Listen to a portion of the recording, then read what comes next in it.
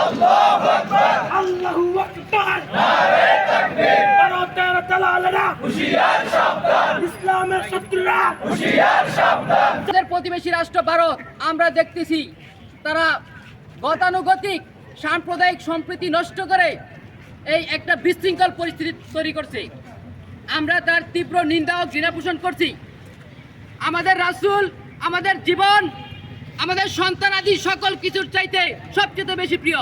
সুতরাং মুসলমানদের এই আবেগের জায়গা রাসূলকে নিয়ে যারা কটূক্তি করবে আমরা তাদেরকে হাত দ্বারা যেমন প্রতিহত করব, আমাদের মন দ্বারাও ঘৃণা পোষণ করব। ওই কুলাঙ্গাররা আমার রসুল সম্পর্কে কি বলবে তাতে আমার রসুল অপমানিত হবে না, অথবা আমার রসুলের মর্যাদা কমবে না।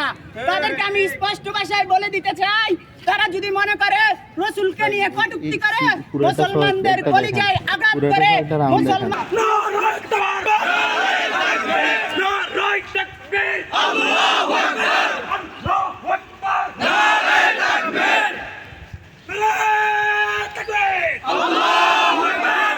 কোরআনের আলো, ঘরে ঘরে জালো, হাদিসের আলো, ঘরে ঘরে জালো, ভারতের দালালেরা হুশিয়ার সাবধান, ইসলামের শত্রুরা হুশিয়ার সাবধান। বলতে চাই মহান আল্লাহ তাআলা কি বলছেন? ওমা আরসালনাকা ইল্লা রাহমাতাল লিল আলামিন। আমাদের নবীকে সমগ্র পৃথিবীর জন্য রহমত হিসেবে পাঠানো হয়েছে। এই নবীকে নিয়ে কোনো কটূক্তি করা হলে আমাদের ফাঁসিতে দিবেন আমরা জানি না, আমাদের হাইকোর্ট দেখাবেন আমরা জানি না, আমরা প্রতিবাদ করব করব করব।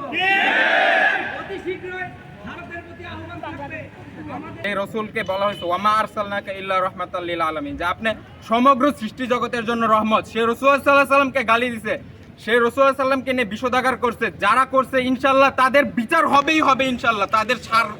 আমরা ঘোষণা দিতে চাই, ভারত সরকারকে অবিলম্বে এই রাসূল বিদ্বেষের বিচার করতে হবে।